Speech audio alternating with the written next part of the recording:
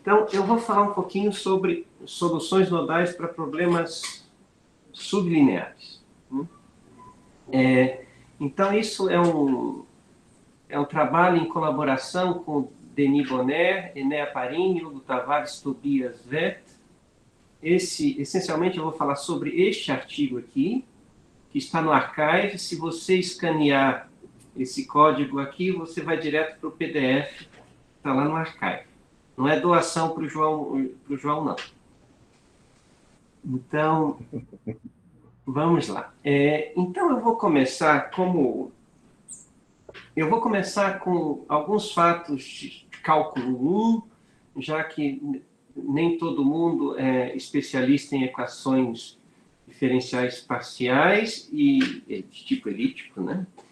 E depois eu vou, então, de início, eu não serei tão técnico, mas depois eu tenho que ser um pouco técnico para também tentar comunicar algo de novo para os especialistas, tá certo? Muito bem, então vou começar com uma pequena introdução, daí o problema em questão que eu quero tratar. Eu quero falar de soluções nodais, mas eu vou começar com soluções positivas, porque elas entram aí no jogo para produzir soluções nodais. Então, eu vou falar sobre algumas propriedades qualitativas dessas soluções, do tipo o índice de Morse, tá certo? E a simetria quando o domínio for radial. E se eu tiver tempo, eu vou falar um pouquinho de um caso particular da equação do tipo Alencamp, na qual a gente tem ainda mais resultados, tá bem? Muito bem. Então, eu vou começar com o teorema de Hall, que a gente aprendeu lá em cálculo 1. Né? Se nós tivermos uma função que é contínua no intervalo fechado, diferenciável no aberto, e ela assume o mesmo valor nos extremos do intervalo, então existe um ponto crítico. F tem um ponto crítico, existe um C no intervalo AB, onde a derivada de F se anula. Então, o teorema de Hall é conhecido como teorema de existência de pontos críticos. Certo? Aí, uma consequência imediata do teorema de Hall, agora, certo, é esse teorema, e eu coloquei o segundo título aí, que é o Teorema do Passo da Montanha em dimensão 1, tá certo? Para que aqui mais para os especialistas. Então, seja X, mas é o Teorema de Hall que está aqui, novamente. Suponha que você tenha dois pontos x1 e x2, e um terceiro ponto no meio deste intervalo, e f uma função contínua de classe C1 definida na reta. Suponha que neste ponto intermediário, f está acima do valor nos extremos, estritamente acima, do valor assumido em x1 e x2. Então, existe um ponto crítico dentro desse intervalo x1. Na verdade, nesse caso, é a leitura, quando a gente faz a prova do teorema de Hall, é o máximo de f no intervalo x1 até x2. E esse máximo, para quem os teoremas de Inf-Max, pode ser caracterizado dessa forma, tá certo? Já que a função f está definida em toda a reta, tá certo? Então, ela é o ínfimo de todos os intervalos AB, tá certo? Na família gama, do máximo de x em AB de f de x, onde gama são todos os intervalos AB que contêm o intervalo fechado AB que contém o intervalo x1 e x2.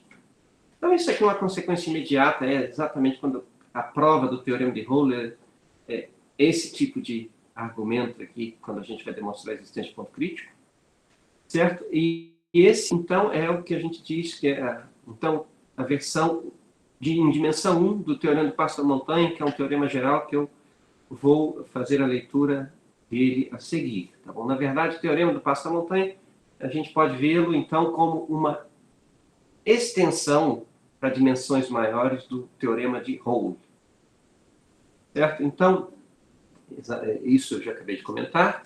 E por que eu estou falando de pontos críticos? Porque as EDPs que eu vou trabalhar aqui, apresentar resultados aqui para vocês, é exatamente as soluções dessas EDPs são pontos críticos de funcionais definidos em espaço de Banach. Então, por isso, certo de eu falar de pontos críticos. E um ramo muito importante quando a gente estuda EDP é estudar as propriedades qualitativas das soluções. Então, aqui em particular, eu vou estudar o índice de Morse dessas soluções especiais que eu vou tratar aqui. E aqui entra, vou falar um pouquinho para os especialistas, se a gente considera a equação de Lanienden, menos Laplaciano de U igual a U elevado a P com P superlinear, P maior que 1. O índice Morse da solução tipo pasta da montanha é sempre 1. Enquanto que o índice de Morse, a gente vai ver aqui,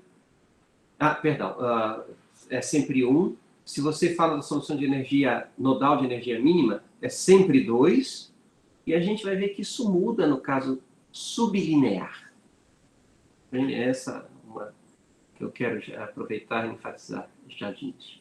Então, vamos lembrar um pouquinho do teorema de pasta-montanha, tá certo? Que é a extensão do teorema de Hole. Então, em dimensão maior igual a 1, maior igual a 2, tá certo? Tá certo? Então, em dimensão 1, a gente tem o teorema de Hole. A versão do teorema de Hole para dimensão maior igual a 2 é o teorema de pasta-montanha, que é enunciado da seguinte forma. Então, novamente, suponha que você tem um funcional de classe C1 e que satisfaz essa condição chamada PS. É uma condição de compacidade. Suponha que exista um R positivo e um raio, tá certo? E um vetor E com norma maior que R, tal que o ínfimo na esfera de raio R fica acima de f de 0 e o f de E está um pouco abaixo de f de 0. Então, este número aqui, C, com essa caracterização ínfimo de gama variando nessa família aqui, do máximo de f de gama de t, tá certo? Gama é caminhos contínuos conectando, em x, conectando o 0 e o e. Então, esse C aqui é um ponto crítico, tá certo? Perdão, essa aqui é a geometria, então, que a gente tem do passo da montanha, tá certo? A gente tem o f de 0, existe uma esfera onde ela fica estritamente acima de f de 0, certo? E existe um ponto, um vetor E lá longe, onde o valor do funcional neste E fica abaixo de f de 0. Tá certo? Então, o que acontece? Então, isso aqui é um ponto crítico. Esse nível assim, é um ponto crítico de f. Então, no caso unidimensional, é exatamente o teorema de Hole, certo? A consequência do teorema de Hole que eu apresentei para vocês. Daí, na dimensão 1, a gente não precisou, a gente tem o teorema de Hole, a gente não pede essa condição PS. Não precisa, não é necessária. Mas para a dimensão maior ou igual a 2, incluindo dimensão infinita, tá certo? É necessário pedir a condição PS, para Less meio. E um contra-exemplo em R2, por exemplo, se você considerar esta função aqui, note que para x, o 0, né, o 0, 0, tá certo? É um mínimo local. Mas ele tem a geometria, é um mínimo local estrito, tá certo? Então, ele tem essa geometria aqui que eu mostrei aqui para vocês, tá certo? Mas o funcional não satisfaz a condição de PS, e neste caso em particular, o 0, 0 é o único ponto crítico, tá certo? Então, aqui é para enfatizar que mesmo quando a gente sai de dimensão 1, a partir de dimensão 2, o teorema de Hole, o teorema de passa-montanha, tá certo? Precisa dessa condição de compacidade, certo? Só rapidinho para lembrar o que é a condição de Palais meio. Então, considere um funcional de classe C1, x um espaço de Banach, considere xn uma sequência em x, ela é uma sequência de Palais meio de nível C para f, se acontecer o seguinte, se f de xn convergir para C e a derivada do funcional f em xn convergir para zero no espaço dual. A gente diz que o funcional f satisfaz a condição de PSC se toda sequência de Palais meio no nível C tiver uma subsequência convergente. Certo? E satisfaz a condição PS se satisfizer PSC para todo C. Naquele exemplo de R2 que eu dei para vocês, esta sequência aqui é uma sequência de Palais meio no nível 1, certo? Que o nível 1 aqui é o nível do passo da montanha.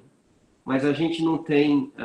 e essa sequência aqui, observe que essa sequência não admite, já quando n vai para infinito, esse segundo termo aqui diverge, né? Então, essa sequência não possui subsequência convergente. Então, isso ilustra que esse funcional aqui não satisfaz a condição de PS, a condição de Palais meio.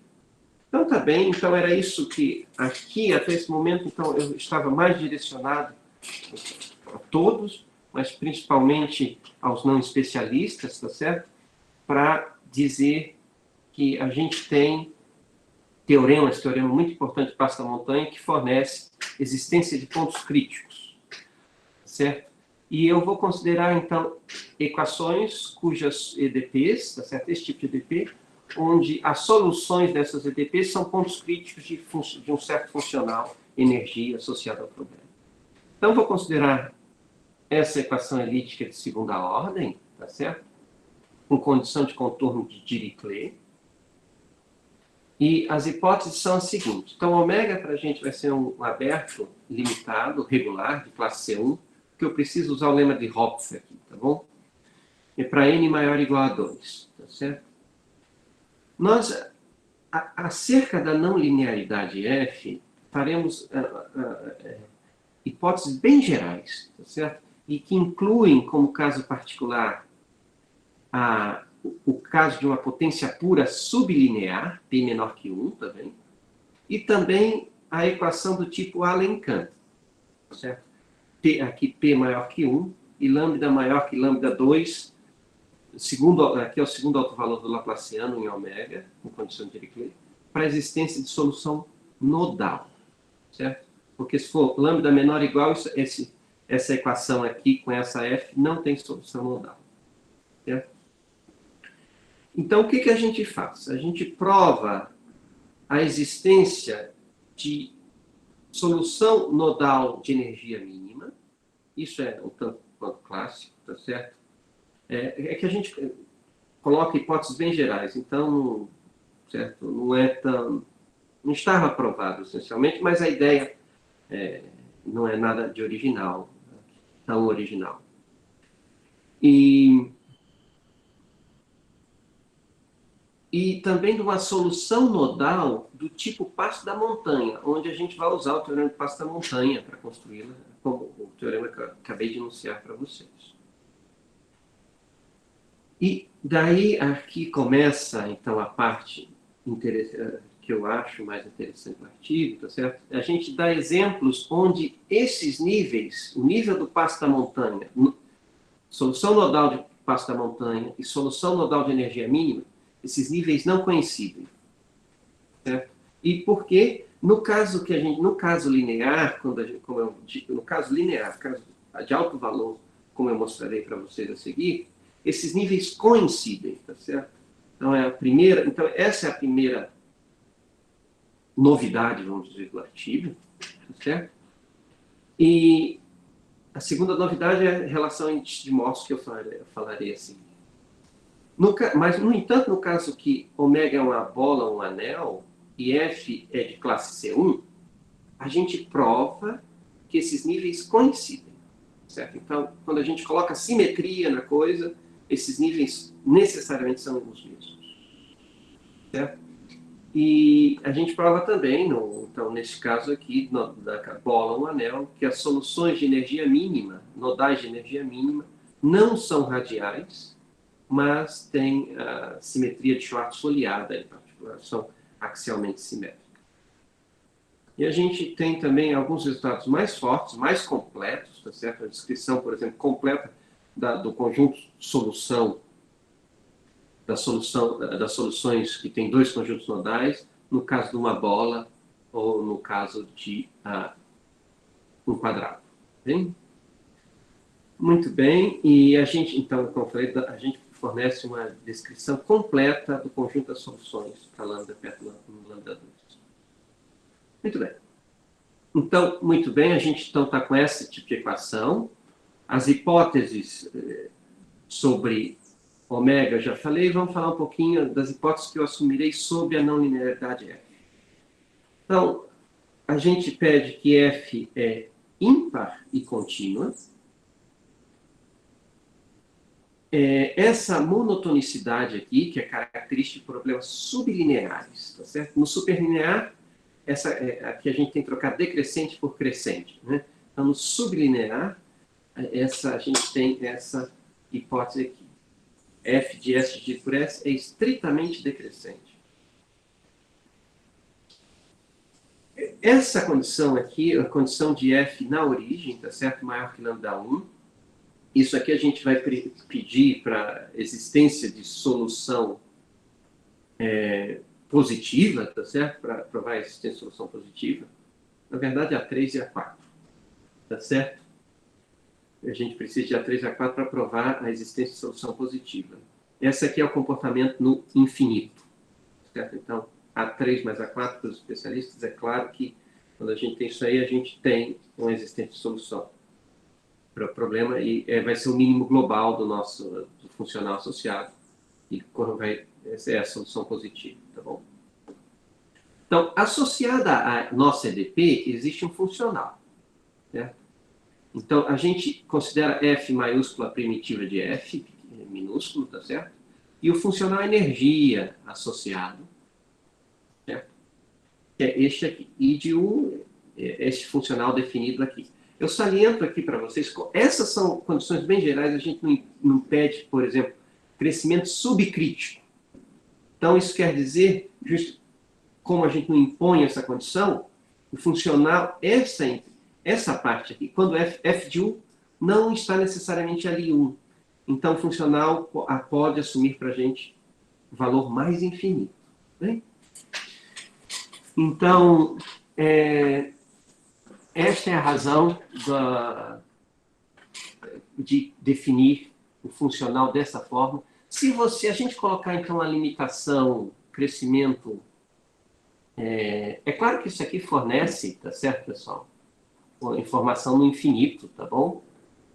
Mas, por exemplo, na equação de Alenkhan, tá certo? Só um pouquinho, essa aqui, ó. Se P for supercrítico, P maior que 2 estrela, menos 1, tá certo? Então, o funcional assumiria o valor mais infinito, tá certo? Então, a gente inclui esse caso aí, P supercrítico, também, no Alenkhan, tá bom? Se você quiser. Mas, para melhor compreensão, podemos admitir também que todo mundo é subcrítico, o funcional é de classe C1 no espaço H10 todo, tá bem? Isso é possível porque a gente pode truncar o funcional. Sempre há a possibilidade de truncar e dar um pouco mais de trabalho. A gente está no artigo também. Mas, por simplicidade, vamos considerar o caso em que o funcional é C1 no espaço H10 todo. Então, a gente tem o funcional energia, solução dessa EDP é ponto crítico desse funcional I, certo? Então, a gente vai investigar a resistência de pontos críticos desse funcional I e propriedades qualitativas desses pontos críticos. Então, uma vez definido o funcional I, vamos considerar o ínfimo. O funcional é coercivo, tá bom? Com essa hipótese aqui, a 4 mostra que ele é coercivo. Então, ele é limitado por baixo. Se ele é limitado por... Então, a gente tem esse ínfimo, certo? A menor energia do funcional. Com essa hipótese A3, a gente consegue provar que esse ínfimo é negativo. E, tá bem, a gente tem compacidade aí na coisa, tá certo? Então, no problema. Então, com as 4 hipóteses anteriores, o mínimo é negativo, certo? Maior que menos infinito. E existe um ponto de H10, certo? De zero, que minimiza o funcional, ou seja, o mínimo global é atingido. Claro, se é o mínimo global de um funcional, ele é um ponto crítico, então a gente tem uma solução não trivial para o nosso EDP. Certo? Então, seja U um elemento que realiza esse mínimo global. Então, a gente prova com a hipótese, as 4 hipóteses, tá certo? A gente precisa usar A3 e A4 para a existência, e a gente precisa de A2 para certa monotonicidade para provar que esse mínimo global é positivo, não troca de sinal. Então, se U realiza o mínimo global dito funcional, então U tem sinal, ou ela é positiva ou é negativa. Tá certo? E como funcional é ímpar, tá certo? Se U é a solução da nossa EDP, menos U também é, então a gente sempre tem uma solução positiva e uma solução negativa. Tá certo? Que é U e menos U. Então, a gente tem duas soluções aí para o nosso problema. São a solução positiva e negativa que minimizam globalmente funcional. Então, e também com a hipótese, aquela hipótese de monotonicidade A2, a gente prova a unicidade de solução positiva, tá certo? E essa solução positiva única, aqui bounded, porque a gente esqueça para simplificar a apresentação, lembre-se que a gente estava com o funcional nosso, se a gente não impor condição de crescimento, ele pode assumir valores mais infinitos. O valor mais infinito, tá certo? Então, mas no caso em que ele é de classe C1, certo? Existe uma única solução, se você, com as condições bem gerais, então existe uma única solução positiva limitada, no conjunto das soluções limitadas, tá certo? E essa solução a gente vai chamar por W, por toda a apresentação. W estará reservado para a única solução positiva do nosso problema. E aí a gente tem estimativas a priori. Qualquer outra solução da nossa EDP está entre menos W e W. Então a gente tem essa limitação aí, que é importante para o argumento de compacidade que a gente vai aplicar a seguir. Tá bom? Muito bem.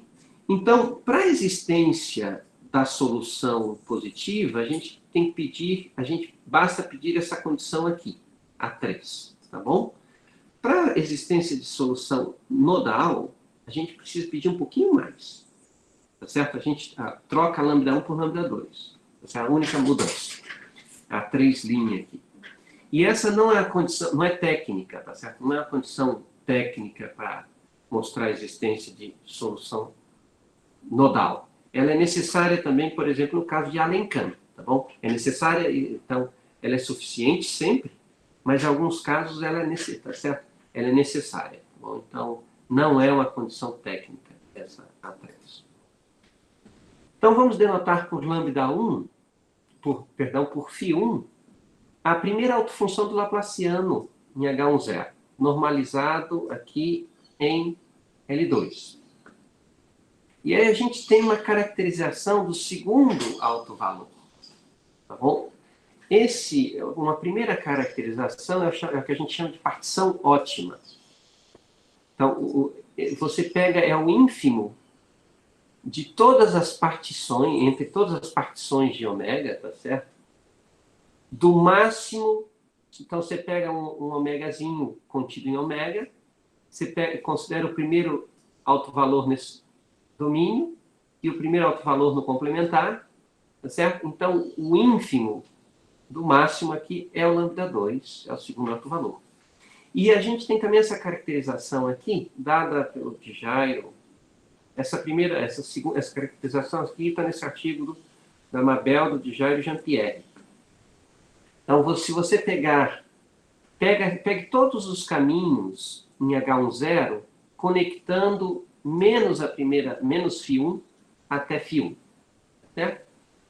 Então, e se você considerar o ínfimo do Supremo, então vejam que isso aqui é um minimax, tá certo? É um tipo passo da montanha aí, tá certo?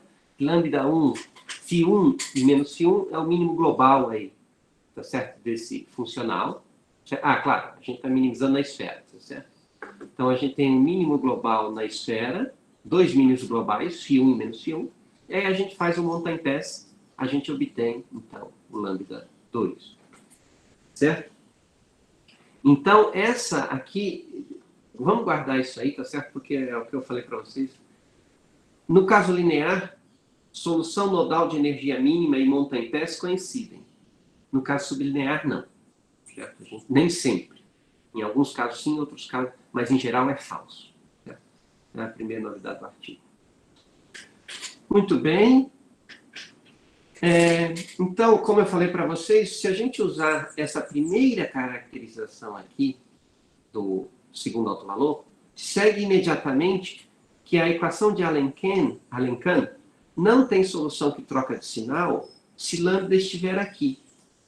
Então, é o que eu falei, a condição a três linhas, tá certo? É Sharp, tá certo? Ela não é apenas uma condição suficiente, ela é necessária também, certo? Nesse caso de Alenkhan não, 605. Então, tá bem, então, vamos lá. Para a nossa EDP que a gente está... É sempre a mesma EDP que a gente está tratando, tá certo? Menos Laplaciano de U igual a F de U. E F é do tipo sublinear. A gente viu que a nossa equação tem uma única solução positiva, e W e menos W são os únicos, certo? Mínimos globais de I. Então, se a gente tem esses dois mínimos globais, a gente pode definir esse nível de passo da montanha, tá certo? Pegue todos os caminhos conectando os dois mínimos globais, tá certo? Caminhos contínuos. E defina esse inf supremo, inf max aqui, tá certo? É máximo aqui, porque é todo mundo contínuo, bonitinho. Então, a gente tem e a gente tem compacidade, esse é um ponto, tá certo? É um valor crítico do nosso funcional. E aí a gente tem um teorema. Suponha que F satisfaz aquelas quatro condições que eu enunciei para a existência, tá certo? De solução nodal, que a gente está tratando aqui. Aí a gente coloca o A3'. Então, existe uma função, tá certo, do nível Montampès, que é um ponto crítico, tá certo? Isso aqui é o teorema do passo da montanha que eu escrevi aqui, tá certo? Nada de novo, certo? Agora, tá certo? O nível do passo da montanha também é negativo, certo? E ele é maior que o nível da solução positiva, certamente maior. E, além disso, como a gente tem, então, usando isso aqui, e a gente tem a única solução positiva, tá certo?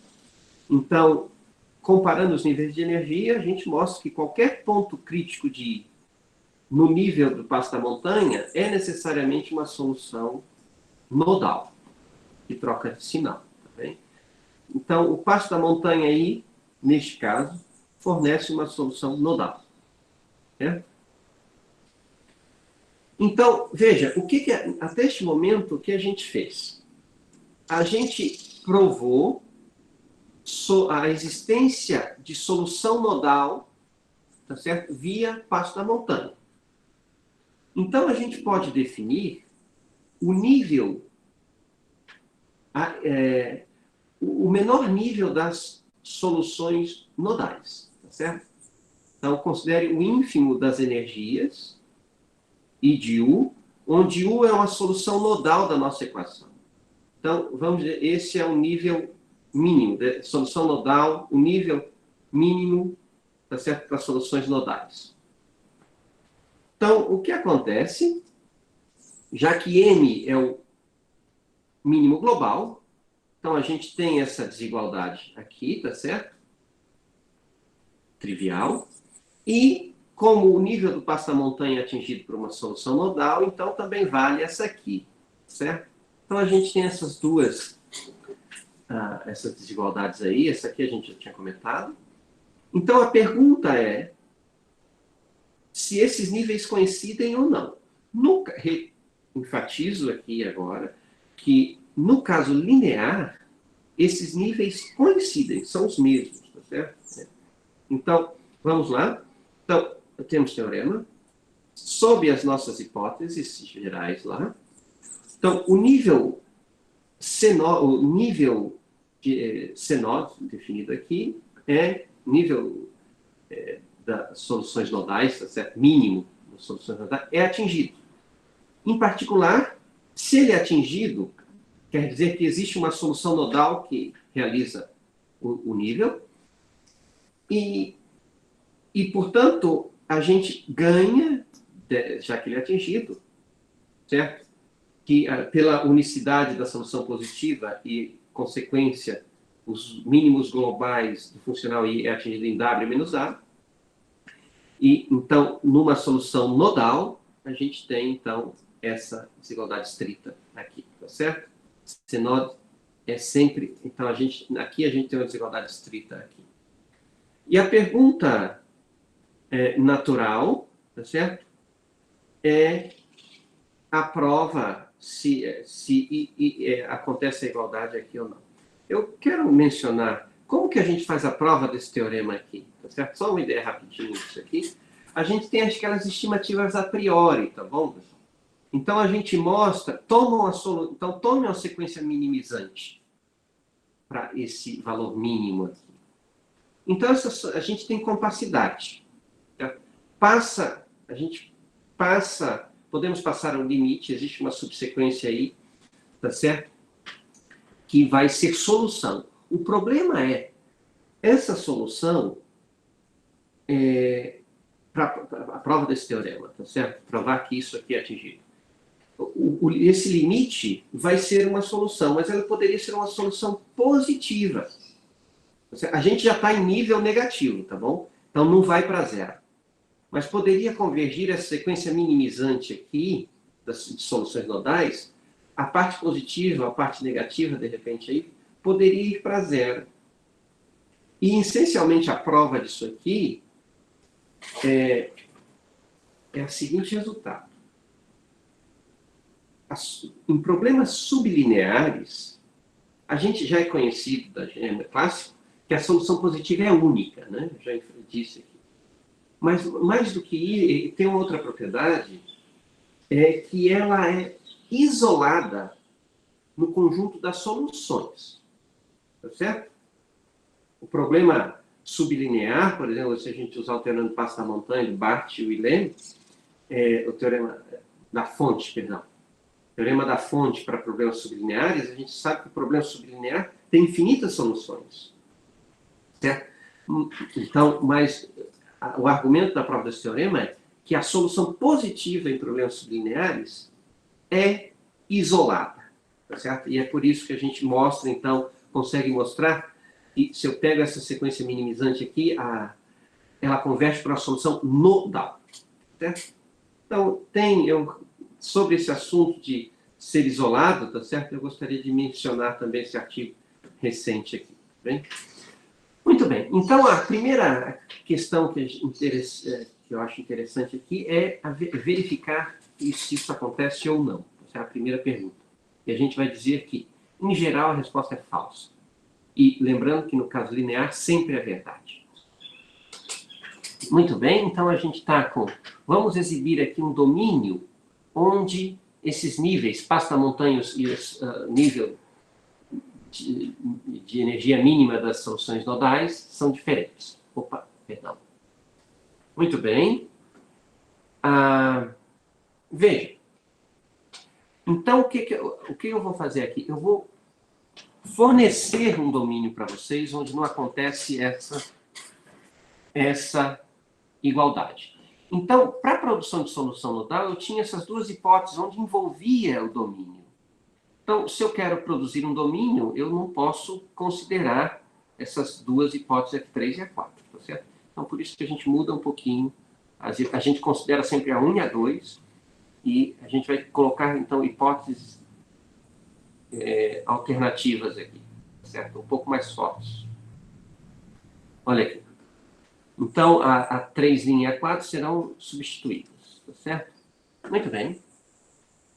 Então, suponha a 1 e a 2 e suponha isso aqui. Limite, quando S de f de S sobre S, quando S tende a zero, é maior do que zero, tá certo? E olha aqui o que a gente tinha aqui. A gente tinha aqui maior... A gente pedia aqui maior que lambda 2, tá certo? A gente vai pedir maior do que zero, então, já que isso é positivo, a gente vai conseguir mexer no domínio de forma a ter novamente a 3', tá bom? Para a existência de solução nodal. E a gente vai pedir essa aqui, 7, é um pouco mais forte que a 4, o comportamento no infinito. se esse quociente é menor ou igual a zero, então é claro que ele cumpre isso aqui para qualquer domínio, tá certo? Muito bem. Então, sob essas hipóteses, a gente exibe um domínio onde esses níveis são distintos. Certo? O nível do passo a solução do passo da montanha nodal não é a solução nodal de energia mínima, em particular. Certo? E como que a gente faz a construção desse domínio? Olha, considere, então, duas bolas disjuntas, B1 e B2, certo? De mesmo raio, tá certo? Um raio bem grande, certo?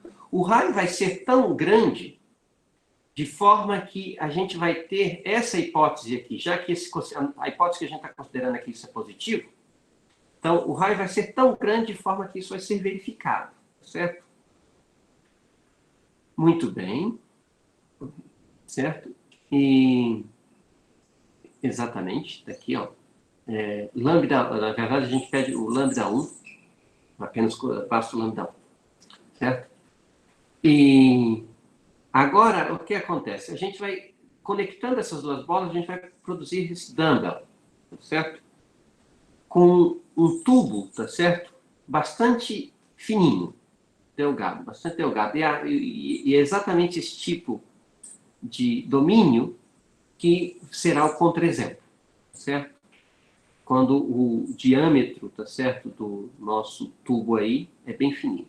Então, esse é o tipo de domínio onde a gente produz, prova essa propriedade aqui, tá certo? Que esses níveis são distintos. Quando o delta vai para zero, tá certo? A gente tem como limite o ômega zero, que é essas duas bolas juntas. Então, a ideia, agora eu vou ser ainda um pouco mais técnico, justamente para dar um pouquinho já que esse é o principal resultado, só para mostrar, fornecer as ideias principais aqui nessa página aqui da prova disso aqui. Então, a gente considere W é sempre a solução positiva. W1 é a solução positiva na B1, W2 na B2. Agora, considere W0 a soma das duas. Então, essa aqui é a solução positiva no ômega zero, nessas ômega zero, que é essas duas bolas disjuntas. E, consequentemente, a energia mínima do funcional é atingido em W0. A gente prova que o comportamento assintótico das soluções e também dos níveis mínimos globais, tá certo? O mínimo global do funcional no dumbbell, tá certo? Ômega delta, converge para o mínimo do funcional nessa ômega zero, que são as duas bolas. Além disso, a solução positiva no dumbbell converge para essa W0, que é a soma das duas, W1 e W2. Nesse espaço aqui, H10 de ômega estrela, onde o ômega estrela é o envelope convexo de B1 e B2, tá certo? Muito bem. E essa convergência, claro, quando o diâmetro do canal vai para zero. Seja W a diferença dessas duas soluções. Essa é a solução, vamos dizer, nodal de energia mínima em ômega zero. Tá certo? E vamos, então, definir epsilon estrela como sendo a norma W1 e W2. É claro, W2 é nada mais que a translação de W1, tá certo? Então, ela tem a mesma norma, H1. E aí, o que acontece? Dessa convergência aqui, já que W0 converge, W ômega converge para W0, a gente obtém, então, essa convergência aqui. Wzinho, a solução nodal de energia mínima no dumbbell, certo? Ela está bem longe de W, certo? Fica longe, certo? Quando o delta vai para zero. Aí, o que a gente... Existe um ômegazinho pequenininho, um nível C maior que o mínimo global aqui nas duas bolas, tá certo? Tal que a distância da solução nodal, a solução positiva até W, que é a solução nodal aqui, tá certo? É maior que esse epsilon estrela, esse cara que apareceu aqui. Tudo bem? E o índice, a energia fica maior ou igual a C para todo V em H10 nessa esfera aqui em torno de W da solução positiva. Tá bem? Então, isso aqui são estimativas um pouco técnicas, eu peço perdão por mostrar isso aqui, mas já que é rapidinho e essa é a essência do resultado. Agora, vamos considerar a delta. Então, a gente está com o que vai ser a delta? A gente, aqui, você pega a solução positiva no dumbbell, a solução negativa, tá certo? Aí você abre, considera a bola de raio epsilon em torno dessas duas soluções, e agora tome o complementar. Bom? Então, a gente está no complementar, esse A delta, tá certo? É o conjunto complementar a essas duas bolas em torno da solução positiva e da solução negativa. Tá certo? Com essa condição aqui, pessoal, a gente tem, olha aqui, essa condição aqui implica que o ínfimo de I na fronteira desse conjunto A delta é maior ou igual a C.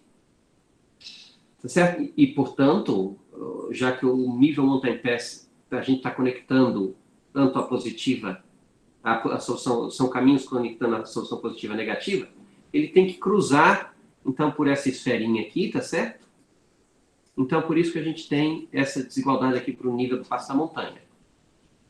Agora, a gente observa que o W está em A delta, tá certo? W está em A delta justamente por essa desigualdade aqui, tá certo, pessoal? E a energia de W, como a gente viu aqui, tá certo? O W é a negativa, mas claro que o B1 e B2 são disjuntos, tá certo? Então, ele cumpre também isso aqui. A energia de W é esse M delta zero, que fica abaixo de C, tá certo? Como a gente viu aqui. E, portanto, o ínfimo nesse conjunto A delta a gente vai chamar de C estrela, ele é menor estrito que C, certo? Então, o que acontece? Agora vamos minimizar o funcional I, tá certo? Lembrando que o funcional I é coercivo. Então, eu posso minimizar o funcional I nesse conjunto A delta, tá certo? No conjunto A delta aqui, que é o complementar dessas duas bolas em torno da solução positiva e negativa. A gente tem, como é coercivo, a gente toda tem compacidade. Então, esse ínfimo aqui é atingido. Ele poderia estar na fronteira de A delta, mas na fronteira de A delta é maior ou igual a C. E existe um cara dentro de A delta onde fica abaixo de C. Então, esse cara aqui, então o ínfimo do funcional I em A delta, tá certo? Ele vai ser atingido por compacidade e dentro do domínio. Então, é um ponto crítico e, consequentemente, é um mínimo local, certo? E veja, e como a gente tem... E por que não a solução nodal? Justamente porque essa desigualdade aqui, tá certo? O C, esse nível aqui, está abaixo de C, tá certo?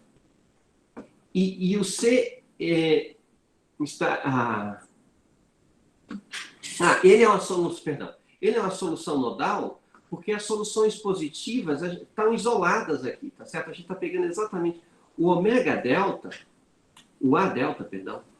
A gente está pegando, então, bolas em torno da solução positiva e negativa, certo? Pega essas duas bolas e pega o complementar da A delta, certo? Pela unicidade de solução positiva, tá certo? Essa solução aí que está longe da solução positiva e da solução negativa é necessariamente a solução que troca de sinal. Tá certo? Então, é assim que a gente faz. Provamos, então, e é esse o domínio. Tá certo? Então, esse dumbbell, a gente mostra, então, que a solução com essas desigualdades aqui, tá certo? Segue, então, que a gente tem uma solução a solução do passo da montanha, o nível do passo da montanha, não é a solução nodal de energia mínima. Tá certo? Porque aqui a gente produziu uma solução nodal nesse nível C barra, e C barra menor que C. Certo? Como está aqui. E claro, então essa é nodal, quando a gente pega o mínimo de todas as nodais, a gente tem essa desigualdade aqui para baixo. Então a gente provou que no dumbbell vale a desigualdade, que o C-node é diferente do nível do passo da montanha. E, repito, no caso linear, isso coincide. Agora, rapidinho, eu vou tentar... Estou avançando um pouquinho no tempo. A gente começou um pouco atrasado, mas vamos lá. Eu vou falar agora sobre o índice de Mohs dessas soluções. Certo? É uma outra propriedade que eu quero fazer referência aos problemas superlineares. Então, isso que eu salientei aqui, você pode ver, olha, no caso sublinear, a gente tem uma coisa, um fenômeno bem diferente do caso linear, tá certo? Tá certo? E agora eu vou passar a falar aqui, comparar o caso sublinear com o caso superlinear. E a característica que eu vou salientar aqui é o índice de Morse, a diferença que acontece aí relativa ao índice de Morse. Então aqui, como eu vou falar de índice de Morse, eu vou assumir que a não linearidade F é de classe C1. Então, neste caso, o índice de Morse de uma solução da equação 1 é exatamente o número de autovalores negativos do funcional linearizado. Tá bem? Então, para o pessoal aí que não é especialista, que a gente lembra, então, se você tem uma função de classe C2, tá certo?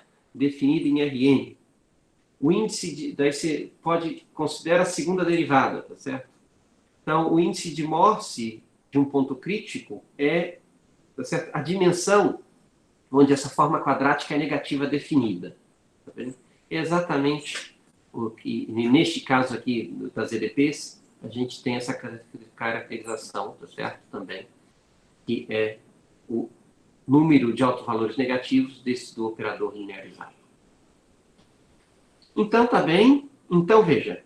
Considere as 4 hipóteses lá para a existência de solução nodal. Então, e seja U uma solução nodal qualquer da nossa EDP no nível de energia mínima. Solução nodal de energia mínima. Então, o índice de Morse é sempre menor ou igual a 1. Certo? Então, solução nodal de energia mínima,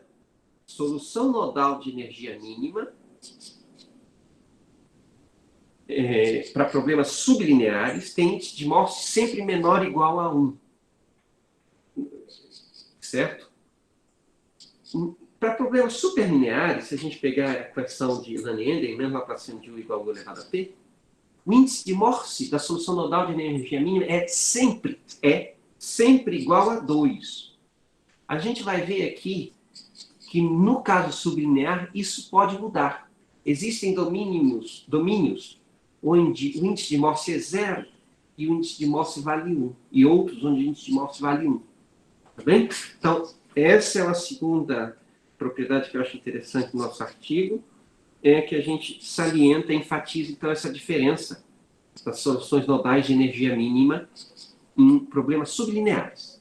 Certo? É um fenômeno novo, enquanto o índice de Morse pode ser 0, pode ser 1, enquanto que nos superlineares ele sempre é 2. Então, a prova a gente usa um pouco, tá certo, das ideias aqui, argumentos de deformação, tá certo, para dar aqui esse artigo do Barth. Eu vou pular um pouquinho. Agora, olha, a gente tem daí um outro teorema. Considere as 4 hipóteses básicas para a existência de solução nodal. Aí, suponha que exista uma solução nodal de energia mínima. Suponha, então, que você tem uma solução nodal de energia mínima com índice de Morse 1. A gente já sabe no teorema anterior, a gente já sabe que o índice de Morse é menor ou igual a 1. Mas suponha que ela tenha índice de Morse 1. Então, necessariamente, ela é do tipo passo da montanha. Ou seja, ela é desse tipo aqui. Existirá um caminho conectando a solução positiva e a solução negativa, certo? Tal que no zero vale 1, certo? E a composição de I com esse funcional certo? Ele é maximizado exatamente no zero, tá certo? Então, isso aqui é exatamente aquele infimax do passo da montanha. Em particular, se acontecer, então, que se você tiver uma solução nodal de energia mínima com índice de Morse 1, então, neste caso, sempre vai... O nível de energia mínima das nodais é o nível do passo da montanha. Certo? Olha, no caso do dumbbell que a gente viu anteriormente, a solução nodal de energia mínima tem índice de Morse 0, tá certo? Porque se ela tivesse índice de Morse 1, tá certo?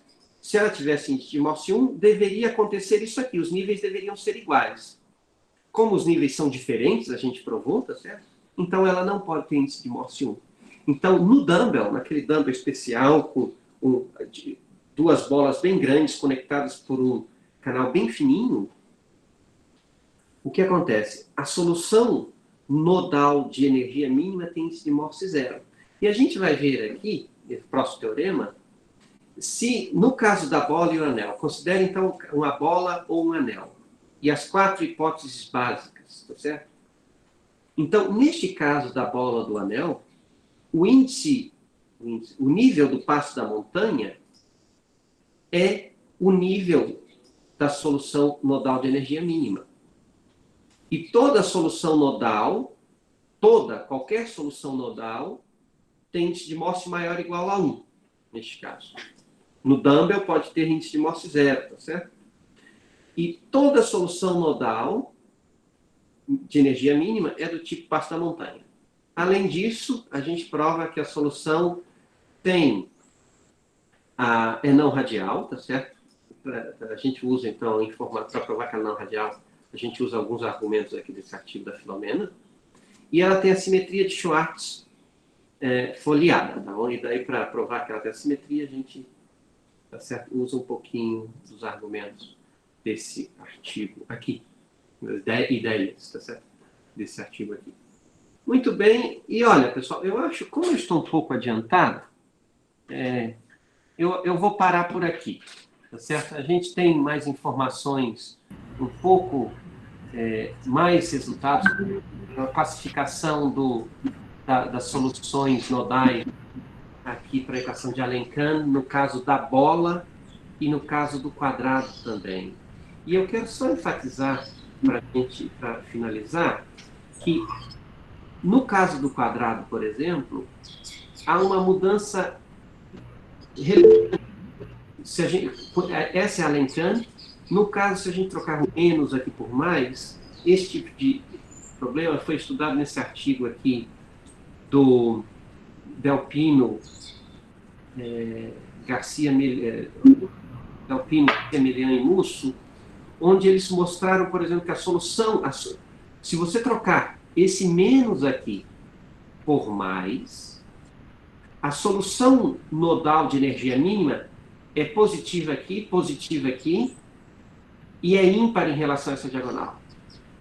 No caso aqui, com esse menos aqui, a gente prova, na verdade, que a solução de energia mínima é a solução positiva aqui, nessa metade, negativa na outra metade, e é ímpar em relação a essa linha aqui, essa mediana aqui.